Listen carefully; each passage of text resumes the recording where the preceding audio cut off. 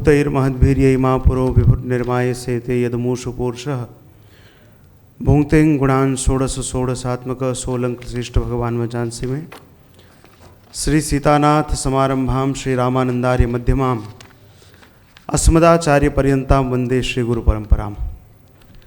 मंच पर विराजमान सभी पूज्य महापुरुषों के श्री चरणों में साष्टांग प्रणति करता हूँ। और सबसे पहले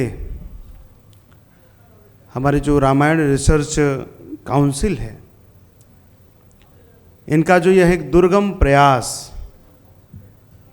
जिसमें हम सब जुड़े रहे, परस्पर मैं अपने सभी साथियों को खूब साधुवाद देता हूँ, खूब शुभकामनाएं देता हूँ। जब बात आती है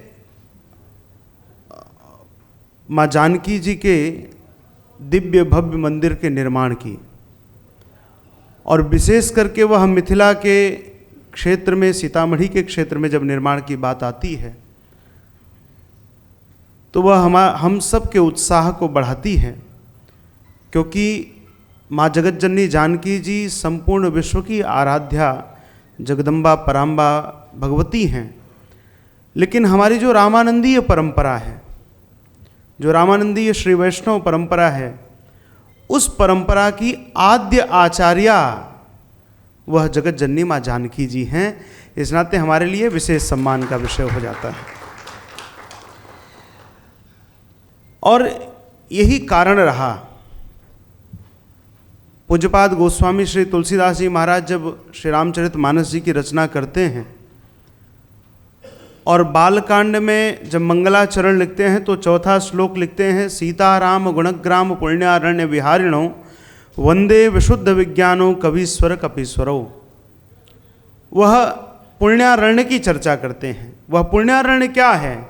वह पुण्यारण्य जो है वह वही पुनौरा गांव है, पुनौरा धाम है, माँ जहाँ पर माँ जगत जननी जानकी जी का प्राकट्य हुआ है। और उसके साथ ही जब पूज्यपाद गोस्वामी जी चर्चा करते हैं और कहते हैं कि भगवान की प्राप्ति के लिए जीव के अंदर किस वस्तु की आवश्यकता है, तो वहाँ पर सुंदरकांड में एक समाधान बताते हैं। भगवान ने स्वयं कहा कि निर्मल मन जन सो मोहि पावा, मोहि कपट छल छिद्र न भावा। भगवान कहते हैं मुझे कौन प्राप्त कर सकता है? जो निर्मल होगा, जिसके मन में राग द्वेष ईर्षा मद मात्सर्य आदि भावनाएं नहीं होंगी, वही मुझे प्राप्त कर सकता है। लेकिन अब ये निर्मल मन जो है, ये प्राप्त होना बहुत कठिन है। ये प्राप्त कहाँ से होगा? तब दूसरा समाधान पूज्यपाद गोस्वामी जी कहते हैं, जनक सुता जगजननी जानकी अतिशय प्रिय करुणा निधान की, ताके जुगपद कमल मनावो जा सुकृपा निर्मल मति पावो। वह निर्मल मन जो है वह केवल और केवल माँ जानकी जी की कृपा से प्राप्त हो सकता है, क्योंकि माँ जानकी जी जो हैं वह हम सबके गुरु हैं। उनके द्वारा ही यह परंपरा चली है, रामानंदीय वैष्णव परंपरा। माँ जानकी जी ने ही श्री हनुमान जी को राम मंत्र की दीक्षा दी, और फिर हनुमान जी महाराज से ही चलते हुए वह परंपरा हम सब तक प्राप्त हुई है। श्री पुनौरा धाम की चर्चा विशेष करके हमारे गुरु भाई, और एक होता है अयोग्यो पुरुषो नास्ति योजकस्तत्र दुर्लभः। कोई व्यक्ति अयोग्य नहीं होता। सृष्टि में आया हुआ, विधाता का रचा हुआ एक एक व्यक्ति, एक एक वस्तु उपयोग की है। बस यह है कि उसका सही मार्गदर्शक, एक नेतृत्वकर्ता जो है वह कुशल हो, ऐसी अपेक्षा होती है। हमारे सुशांत जी मनसा वाचा कर्मणा जो है अपने पूरी तल्लीनता से इस कार्य में लगे, और आज उनकी तपस्या का ही यह प्रतिफल है कि आज देश के इतने विशिष्ट जन यहाँ एक सभागार में बैठे हैं, इतने महापुरुषों का सानिध्य हम सबको प्राप्त हो रहा है। यह केवल और केवल उनकी अपनी तपस्या है। एक और बात जो विशेष है, हम सब प्रकृति पूजक हैं, लेकिन सही कहा जाए तो माँ जानकी जी जो हैं वह प्रकृति की मूर्तिमंत जो है, एक कहा जाए तो बेटी हैं, क्योंकि हम सब तो किसी माँ के उदर से जन्म लेते हैं, लेकिन माँ जानकी जी का जो प्राकट्य हुआ वो इस धरा से हुआ है। वो भूमि सुता हैं, वो भूमिजा हैं। इस नाते जानकी जी का सम्मान वह इस धरा का भी सम्मान है, पूरी पृथ्वी का सम्मान है और प्रकृति का भी सम्मान है। यही प्रसंग आता है कि जब भगवान श्री राम को वनवास जाने की आवश्यकता पड़ती है,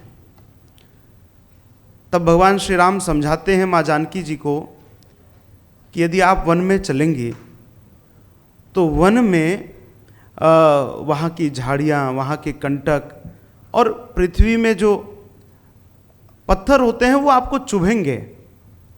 तब जानकी जी यही कहती हैं कि वह कांटे दूसरों को चुभ सकते हैं, मुझे नहीं चुभेंगे, इस नाते क्योंकि मेरा जन्म भी इसी पृथ्वी से हुआ है और इन कांटों का जन्म भी इसी पृथ्वी से हुआ है। इस नाते ये मेरे भाई हैं और किसी भाई के रहते हुए कभी किसी बहन को कष्ट नहीं होता है। तो आज माँ जानकी जी का यदि सम्मान होता है, उनका दिव्य भव्य मंदिर बनता है, तो वह इस राष्ट्र का सम्मान है। आज जब हमारे देश में कुछ लोग आधे आबादी के प्रति न्याय की और सम्मान की बात करते हैं, तो मुझे लगता है कि उन्हें सबसे पहले माँ जानकी जी के मंदिर निर्माण में अपना समर्थन देना चाहिए, अपनी आहुति देनी चाहिए। क्योंकि माँ जगत जननी जानकी जी जो हैं वह नारी स्वाभिमान का, नारी के अस्तित्व का, नारी के गौरव का प्रतीक हैं।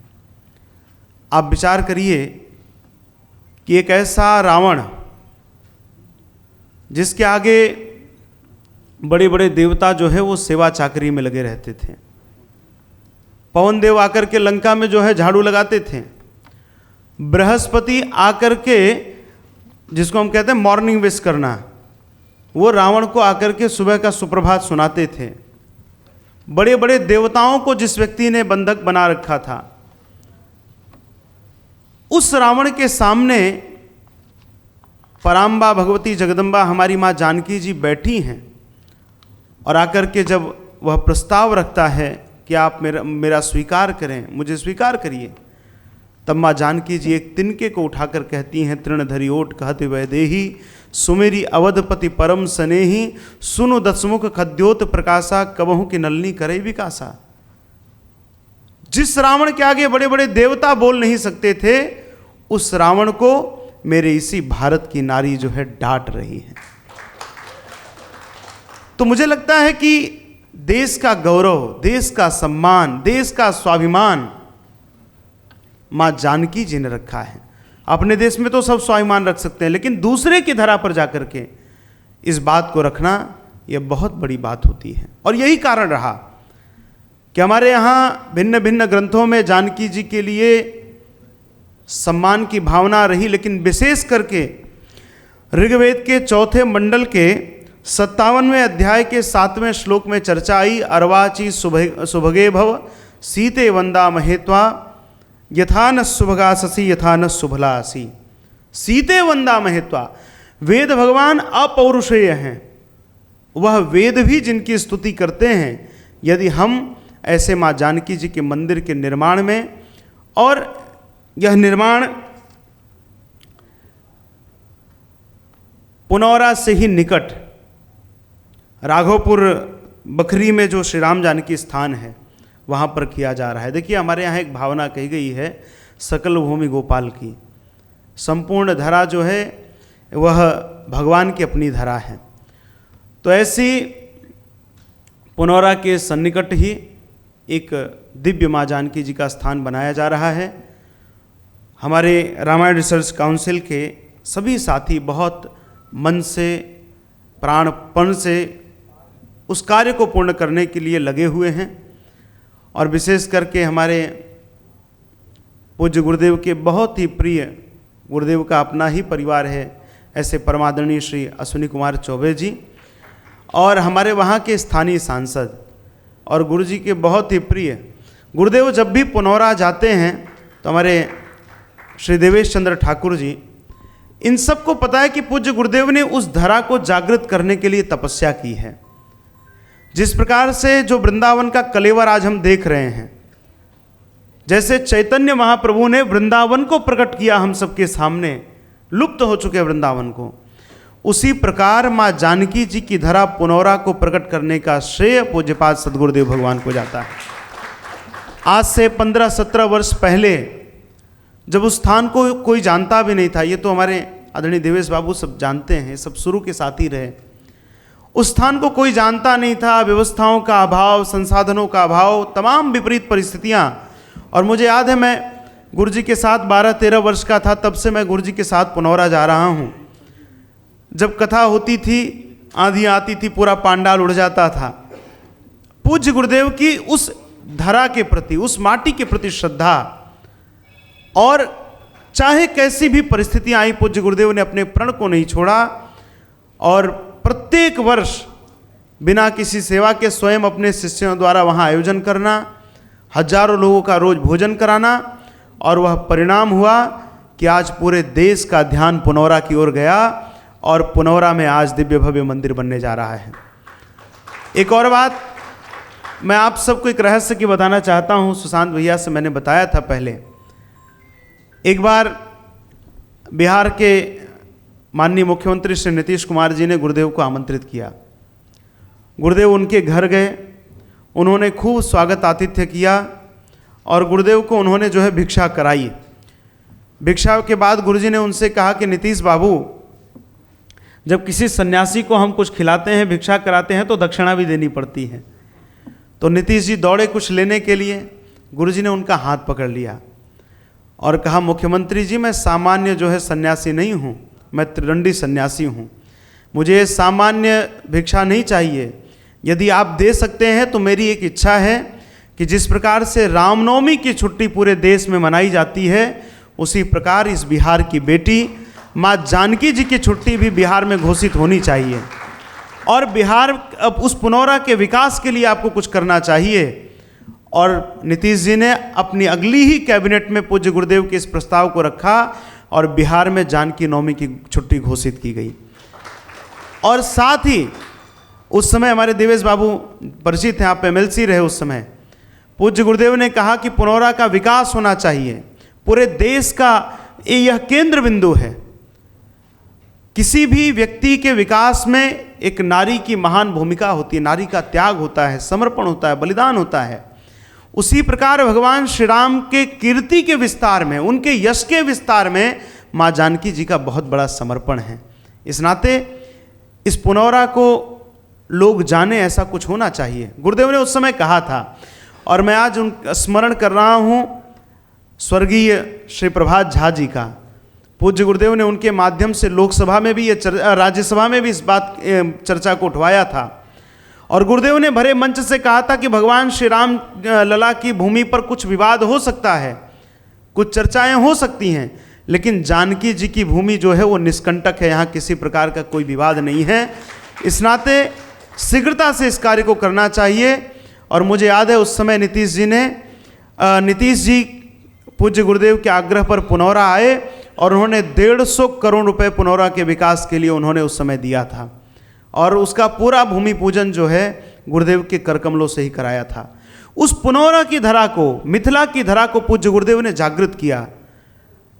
मुझे स्मरण में है 2-3 राज्यपाल पूज्य गुरुदेव के आग्रह पर, पूज्य गुरुदेव के आशीर्वाद से वहाँ पर आए और उसी क्रम में हमारे भारत के पूर्व राष्ट्रपति और तत्कालीन वहाँ बिहार सरकार में जो राज्यपाल थे आदरणीय श्री रामनाथ कोविंद जी भी वहाँ पर आए और पूज्य गुरुदेव ने इस बात को भरे मंच से कहा कि ये जानकी जी के भूमि का यह अपने आप में महत्व था, उनके भूमि की धन्यता थी कि पूज्य गुरुदेव ने उस धरा से ही उनको कहा था कि आदरणीय कोविंद जी, आप जानकी जी की धरा पर आए हैं तो मुझे ऐसा प्रतीत होता है कि आप देश की सर्वोच्च कुर्सी पर बैठेंगे। यह जानकी जी के आशीर्वाद से ही श्री रामनाथ कोविंद जी देश के राष्ट्रपति बने। तो ऐसे माँ जानकी जी के जन्मभूमि पर, उस पुनौरा के क्षेत्र में, उस सीतामढ़ी के क्षेत्र में यदि ऐसा कुछ होता है तो वह स्थान अपने आप में धन्य होगा। जन जन तक माँ जानकी जी का संदेश, उनकी प्रेरणा, उनका त्याग, उनका बलिदान पहुँचेगा। जहाँ आज अभी हमने 2 दिन पहले की एक घटना देखी, किस प्रकार से एक नवविवाहिता महिला ने अपने पति की हत्या करा दी। एक ऐसा आदर्श है। और एक दूसरी तरफ माँ जानकी जी जैसा आदर्श है कि नवविवाहिता अयोध्या में आई, पति को वनवास मिला तो पीछे पीछे बिना कहे अपने पति के साथ वन की ओर चल दी। एक ऐसा आदर्श हमारे सामने है। इस नाते उनका विकास होना, उस स्थान पर यह दिव्य भव्य मंदिर बनना, यह हम सब के लिए हर्ष का विषय है। बस 2 पंक्तियों में और मुझे कहना है कि एक और मिथक हमारे सामने कई बार आता है कि रावण ने जो है ऋषियों के रक्त को एक घड़े में भरकर कहीं पर गाड़ दिया, और जनक जी ने जब हलेष्टि यज्ञ किया तो उस समय उसी घड़े से जानकी जी का प्राकट्य हुआ। ये ऐसा मिथक हम सबको नहीं सोचना चाहिए। पूज्य गुरुदेव ने शास्त्रों में देख करके इस बात को बताया कि एक बार जब जनकपुर में अकाल पड़ा, उस समय श्री जनक महाराज, जो कि जनकपुर उनकी राजधानी थी, वहाँ से आकर के हलेश्वर स्थान से उन्होंने लांगल पद्धति से सोम याग किया, सोम के बीजों को बोना आरंभ किया स्वयं हल चला करके। और उस समय पुनौरा के स्थान पर आकर के स्वर्ण के सिंहासन से हल टकराया और 8 सखियों के साथ माँ जानकी जी पुनौरा की धरा पे ही प्रकट हुई।